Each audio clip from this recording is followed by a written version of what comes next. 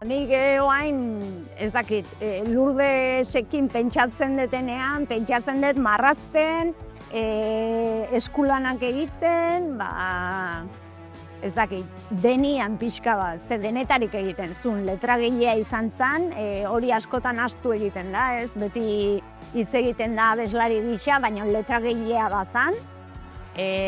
Gero, esan bezala, idatzi zuen, antzerkia idazten zuen, antzerki talde bat atea zuen, bere herrian Urnietan, eta, bueno, lan pila bat egin zuen. Euskeraren alde, azkenian ez dokamairuren filosofia berdina jarraituta, baina beste bide batzutatik. Bere lana joso dugu, eta gure gixara, beste lan bat sortu dugu. Hortan ere bada adibidez Mursegok Maite Arrolta Jauregik egiten duen lana, ez? Lurdesen abestiak hartu eta berera ekarri, ez da? Guretzako esaten dugu hau dela kate bat eta gurea katebegi bat dela.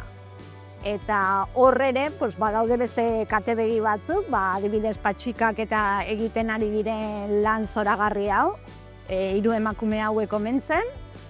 Eta badatozti beste katebegi batzuk, adibidez hurrengo urtean egingo den Lurdesen inguruko pastorala, eta beste lan batzuk ere bai.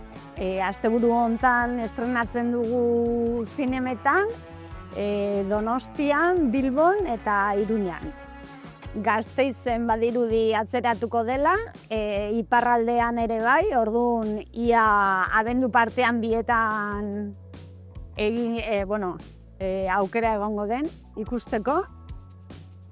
Tartean Azparnera goaz, iparraldera, behintzat zinegin izango gerala.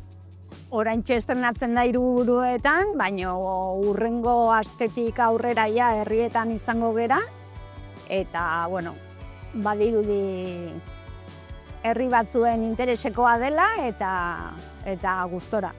Filma honen aurrean Idoia eta Bilok geneuzkan olako beldur batzuk, ez? Eta bat adibidez bazan, noski egiten dezunean olako pertsona baten dokumentala, azkenian ezagututa, familiak eta ezagutu duen jendeak benetan pertsona hori ikustea, ez?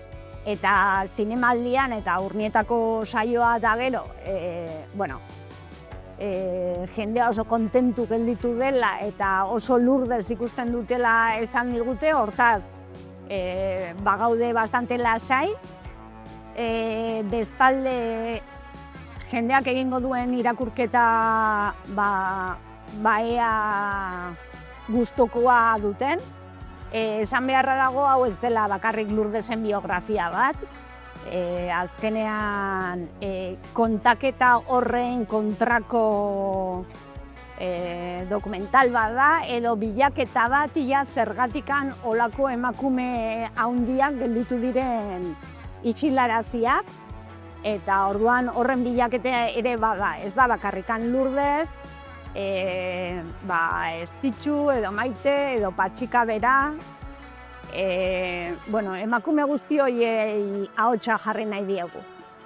Hori da gure hautua.